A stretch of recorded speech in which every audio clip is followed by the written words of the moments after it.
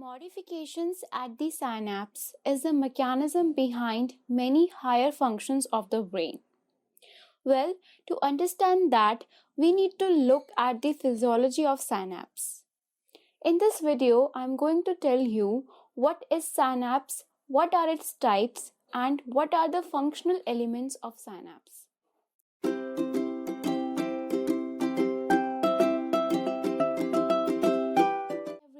Welcome back to HM Learnings. I am Harshita, the creator of HM Learnings, where students come to clear their concept and to get the study material.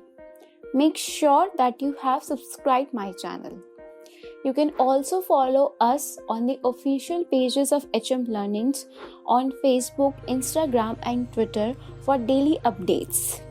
We have also started uploading all our contents on SlideShare. You can just type HM Learnings and get to know all the presentations uploaded by us on the SlideShare. Okay, so first we will start with the definition of synapse, that what is synapse.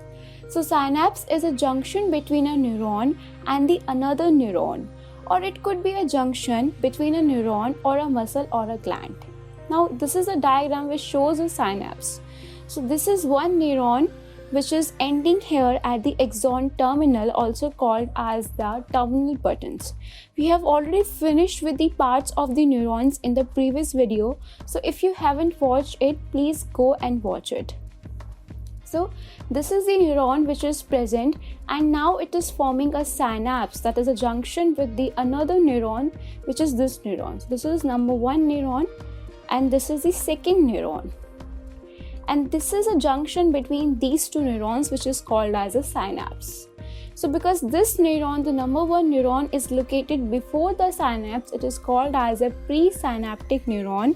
And because the second number neuron is located behind the synapse, it is called as the postsynaptic neuron. Okay, so this is the synapse, and then a very important point is that formation of new synapses and the synaptic modification continue throughout the life of an individual. So we know that no neuron is formed after the birth of an individual. All the neurons get formed in the embryo or in the fetus stage, but no neuron will be formed after the birth of a child.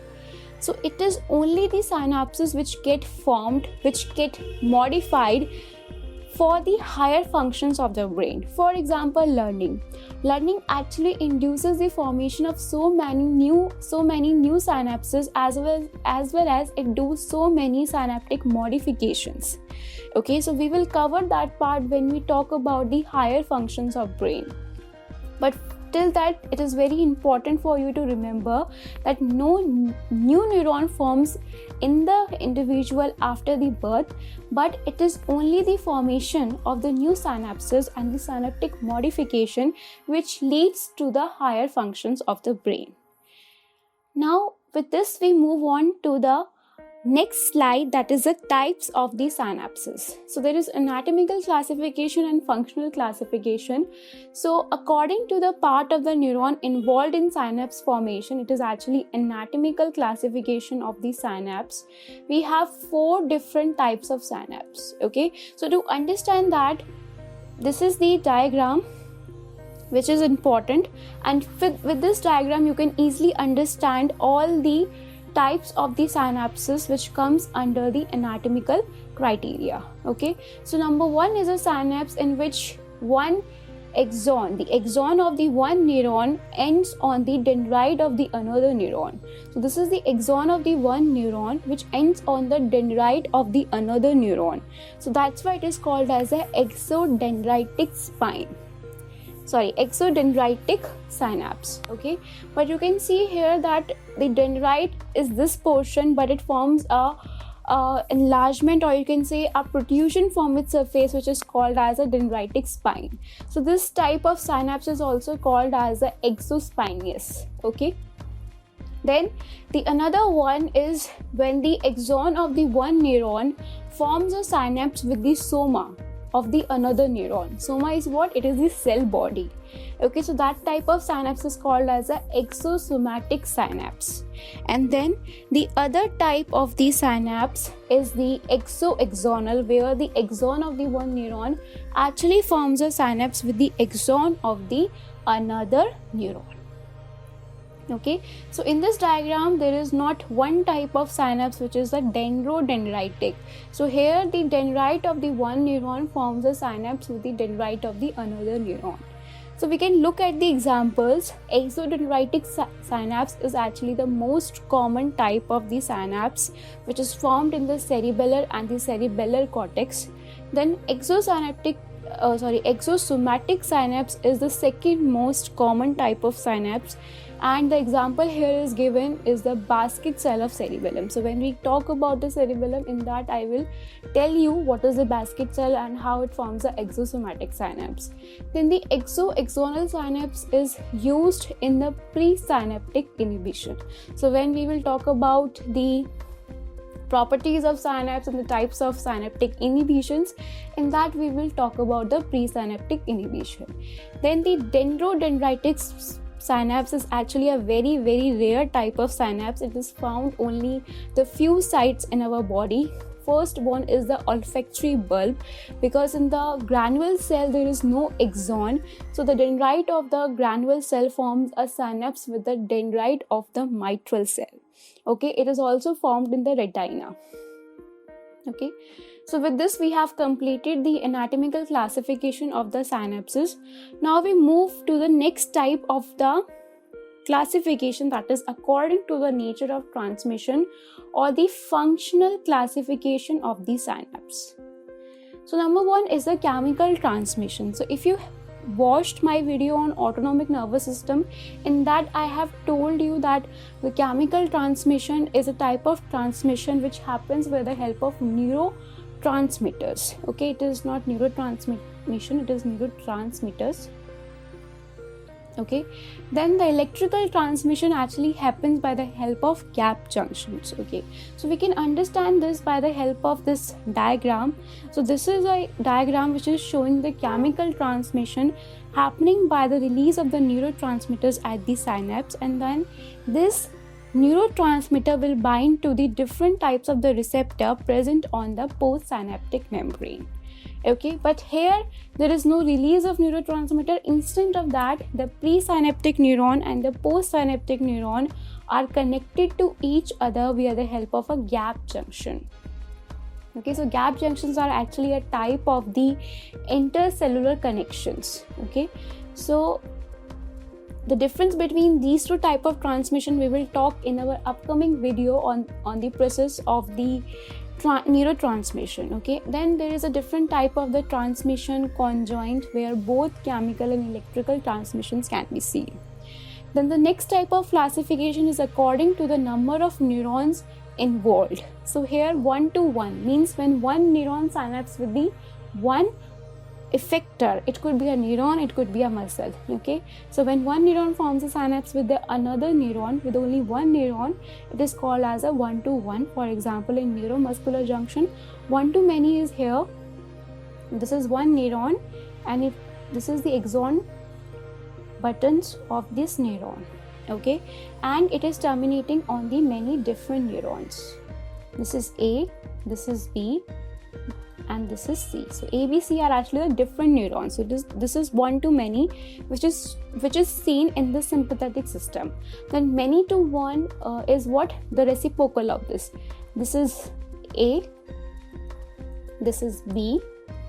These A and B, what they do?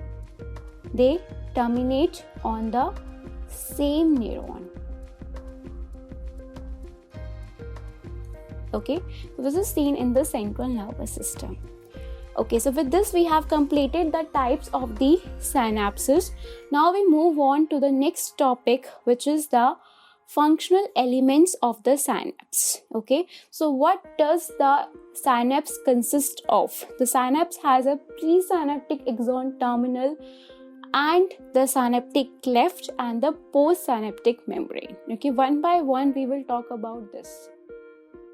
So we talk about the presynaptic axon terminal. So it has mitochondria. So the purpose of mitochondria is what? It will actually provide ATP, which will be required for the synthesis of neurotransmitters. Then in the presynaptic axon terminal, we have synaptic vesicles. Synaptic vesicles are basically the structures which are enclosed by membrane and they contain the neurotransmitters. So basically neurotransmitters are synthesized in the exoplasm. After their synthesis, they are transported inside the vesicle via the help of a transporter located on the vesicle. Now the next part is the active zone. So active zone is actually a region which is rich in the protein. It is a very dense region. You can see in this diagram also. This whole is a presynaptic terminal, but this region you can see here is dense region. It is a dark region. Why? Because this region is actually a active zone.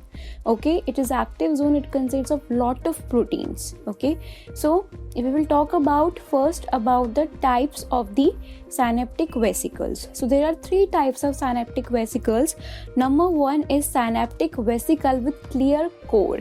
It contains acetylcholine, GABA, glutamate and glycine. So you can see here that the type of the vesicle actually depends upon the type of the neurotransmitter it has. Okay, then small vesicle with dense core has all the catecholamines, norepinephrine, epinephrine and the dopamine.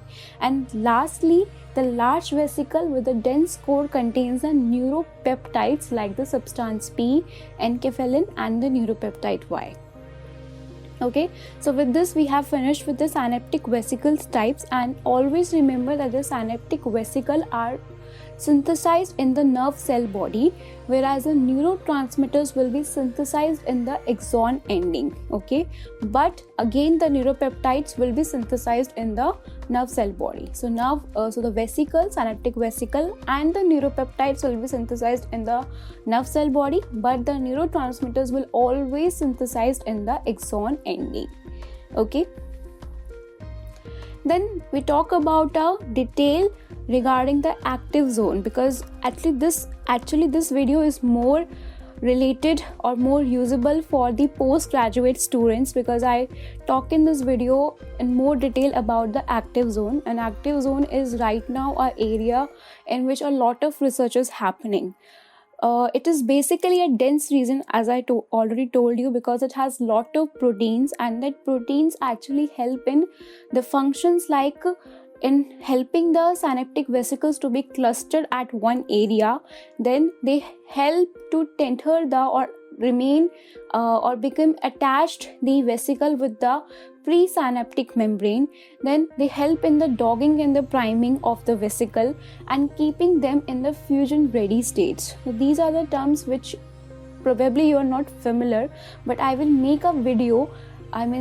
Just after this video there will be a video on the process of synaptic transmission. In that video I will tell you all the steps which are involved in the release of neurotransmitter. So in that video I will tell you what is dogging, what is priming. Till then you just remember that active zone is the area where all these processes like the dogging, priming takes place before the release or before the fusion of the vesicle happen. So now what are the active zone, or what does active zone consist of? As I said there are so many proteins, but what does these proteins do and what are these proteins? So number one are basically the cytoskeleton proteins. Cytoskeleton proteins, what they do, their function is to attach the synaptic vesicle with the presynaptic membrane.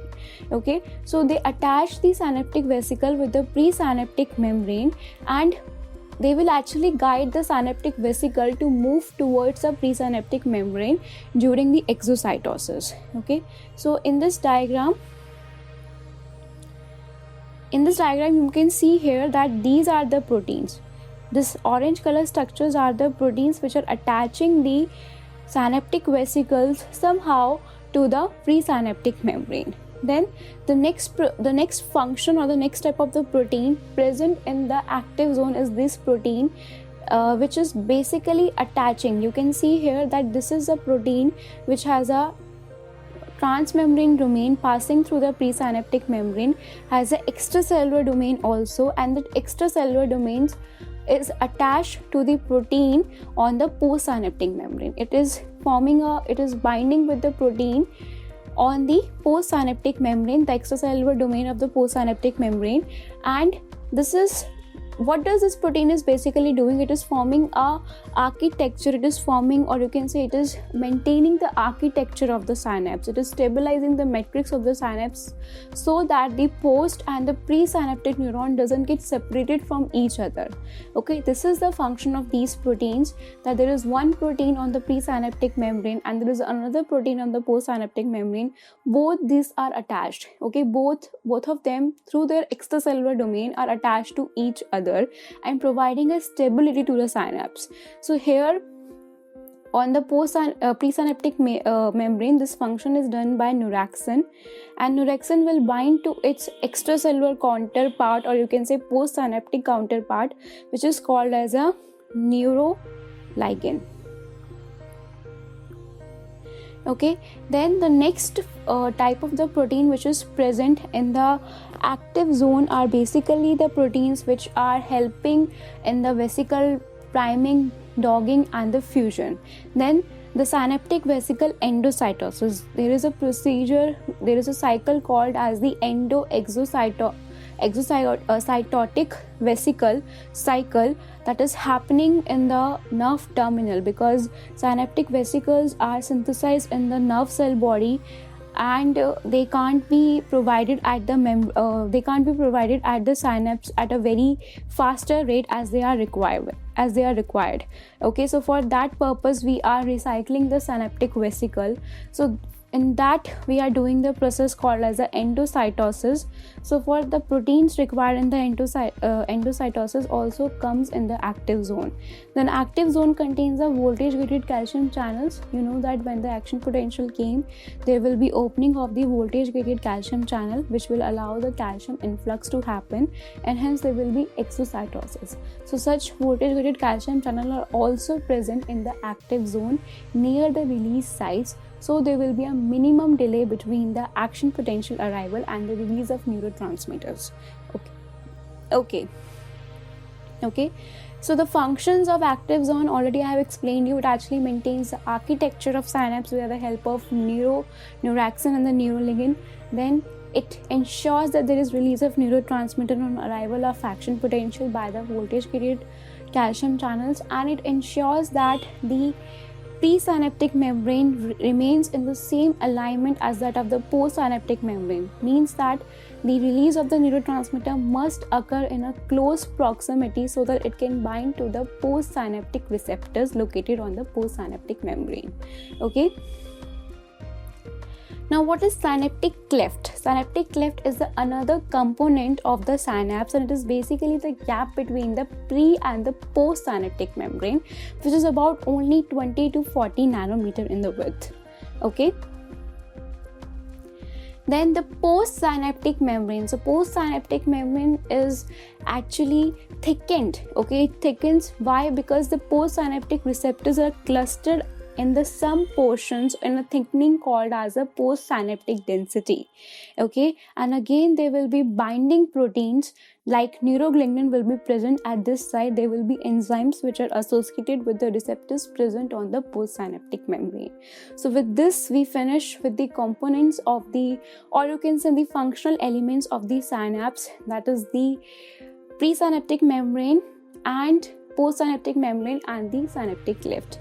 Okay, so in the upcoming video I will talk about the process of neurotransmission, especially about the release of neurotransmitter, how the exocytosis takes place, what is dogging, what is priming, and what are the properties of the synapse. So if you really want to have a notification for that video, please subscribe our channel.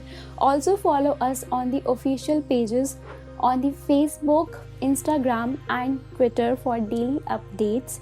You can also get our content now from the SlideShare app, because we are uploading all our content, all our slides on that app. on that app, and you can get from there, you can download our content from there for free. Okay, so till then, keep learning.